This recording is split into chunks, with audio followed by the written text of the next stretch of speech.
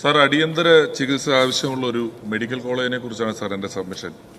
പട്ടികജാതി പട്ടികവർഗ ക്ഷേമ പിന്നോക്ക വികസന വകുപ്പിന്റെ കീഴിൽ അവരുടെ ഉന്നമനത്തിന് വേണ്ടി 70% സംഭരണത്തോടുകൂടി പണിത ഇന്ത്യയിലെ ഒരേ ഒരു മെഡിക്കൽ കോളേജാണ് പാലക്കാട് മെഡിക്കൽ കോളേജ്.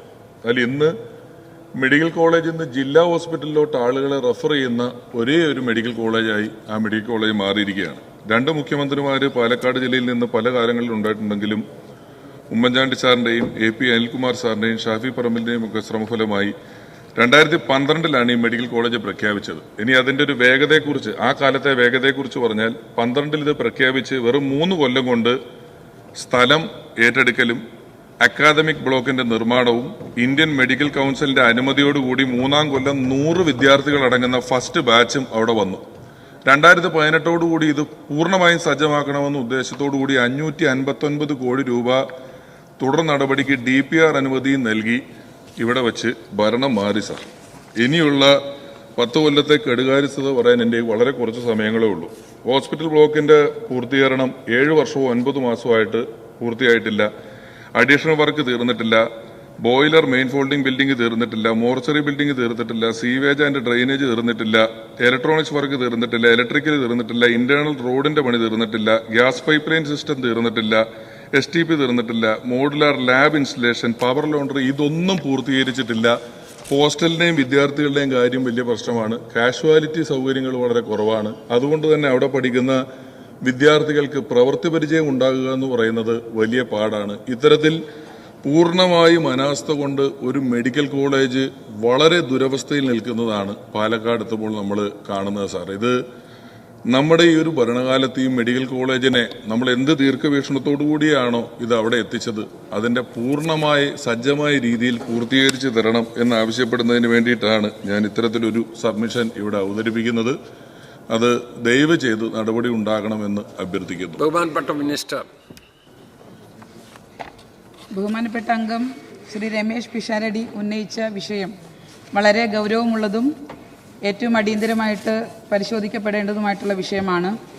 കേരളം കണ്ട ഏറ്റവും ജനകീയനായിട്ടുള്ള മുഖ്യമന്ത്രി ശ്രീ ഉമ്മൻചാണ്ടി സാറിൻ്റെ കാലയളവിലാണ് 26/5/2012 ഇറങ്ങിയ ഉത്തരവ് പ്രകാരം 1/9/2014 ഈ മെഡിക്കൽ കോളേജിൻ്റെ പ്രവർത്തനം ആരംഭിച്ചത്. 70% പട്ടികജാതി വിഭാഗങ്ങൾക്കും 2% പട്ടികവർഗം വിഭാഗങ്ങൾക്കും 13% പൊതു മെറിറ്റിലും 15% ഓൾ ഇന്ത്യ കോട്ടയിലുമാണ് ഇത് സംവരണം ചെയ്യപ്പെട്ടിട്ടുള്ളത്.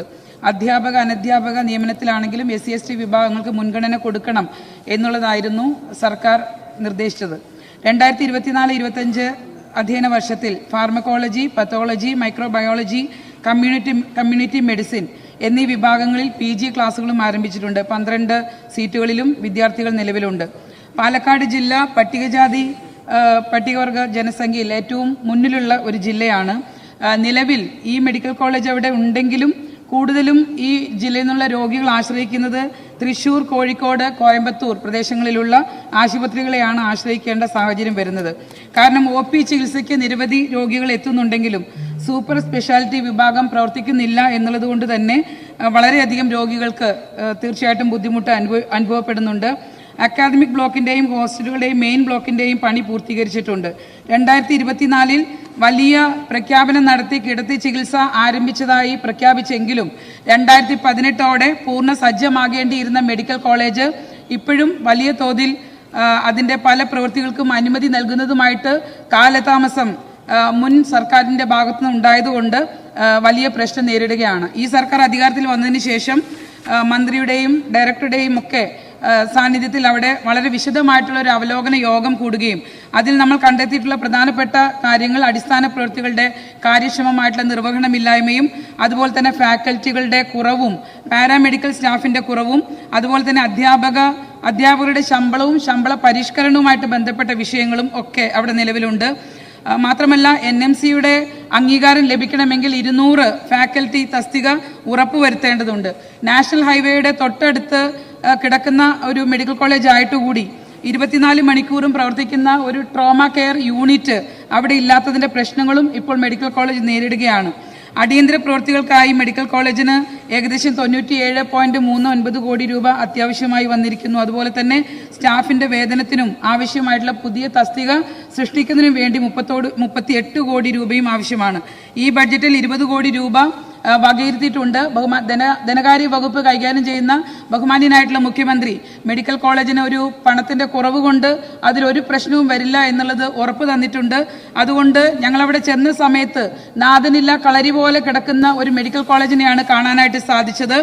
അപ്പോൾ ഏറ്റവും ആ മീറ്റിംഗിൽ തന്നെ ഒറ്റപ്പാലം RDO കൺവീനറായി സ്ഥലം MP-യെയും സ്ഥലം MLA-യെയും അതുപോലെ തന്നെ പാലക്കാട് ജില്ലാ കളക്ടറെയും SC വകുപ്പ് ഡയറക്ടർ അതുപോലെ തന്നെ മെഡിക്കൽ കോളേജ് ഡയറക്ടർ എന്നിവരെ ഉൾപ്പെടുത്തി ഒരു മോണിറ്ററിംഗ് കമ്മിറ്റി അവിടെ രൂപീകരിക്കുകയുണ്ടായി. കഴിഞ്ഞ 9 വർഷക്കാലമായി കഴിഞ്ഞ 2 ടേമുകളായിട്ട് ഇരുന്ന LDF സർക്കാർ ആ മെഡിക്കൽ കോളേജിന്റെ ഒരു പ്രവർത്തനത്തിലും ഒരു മീറ്റിംഗിന് പോലും സ്ഥലം MP-യെയോ MLA-യെയോ വിളിച്ചിരുന്നില്ല എന്നുള്ള യാഥാർത്ഥ്യം നമ്മൾ തിരിച്ചറിഞ്ഞു. അത് കടുത്ത അനീതിയാണ്.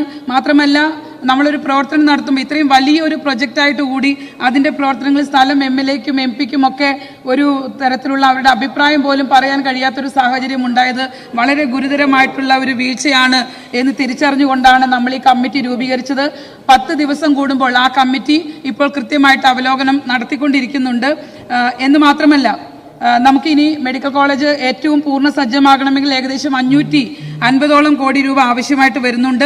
വലിയ ബൃഹത്തായിട്ടുള്ള ഒരു കർമ്മ പദ്ധതിയാണ് ഈ മെഡിക്കൽ കോളേജിനെ ജനങ്ങൾക്ക് വേണ്ടി പൂർണ്ണ സജ്ജമാക്കുന്നതിന് വേണ്ടി നമുക്ക് ആവശ്യം വരുന്നത്. കഴിഞ്ഞ സർക്കാരിന്റെ കാലയളവിൽ സിസ്റ്റം തകരാറാണ് എന്ന് പറഞ്ഞുകൊണ്ട് ജനങ്ങളുടെ മുന്നിൽ കൈമലർത്തുന്ന മന്ത്രിമാരല്ല ഈ UDF സർക്കാരിന്റെ കാലത്ത് എന്നുള്ളത് വളരെ ആത്മാർത്ഥതയോടുകൂടി പറയാൻ ഞാൻ ആഗ്രഹിക്കുകയാണ്. കാരണം നമ്മളെ ജനങ്ങൾ വോട്ട് ചെയ്ത് ജയിപ്പിച്ചത് നമ്മുടെ സിസ്റ്റം തകരാറാണ്, അതുകൊണ്ട് നമുക്ക് പ്രവർത്തിക്കാൻ കഴിയില്ല എന്ന് നമുക്ക് പറയാൻ സാധിക്കില്ല. ആ ഉത്തരവാദിത്വം ഏറ്റെടുത്തുകൊണ്ട് ഈ മെഡിക്കൽ കോളേജിന്റെ രോഗം തീർച്ചയായിട്ടും വകുപ്പ് സർക്കാർ തിരിച്ചറിഞ്ഞിട്ടുണ്ട്. അതിന് അടിയന്തരമായിട്ട് ചികിത്സ കൊടുക്കും എന്ന് എല്ലാവരോടും പറഞ്ഞുകൊണ്ട് ബഹുമാനപ്പെട്ട അംഗത്തിന് ഈ മറുപടി തൃപ്തികരമായിരിക്കും എന്ന് പ്രതീക്ഷിച്ചുകൊണ്ട് നിർത്തട്ടെ. നന്ദി.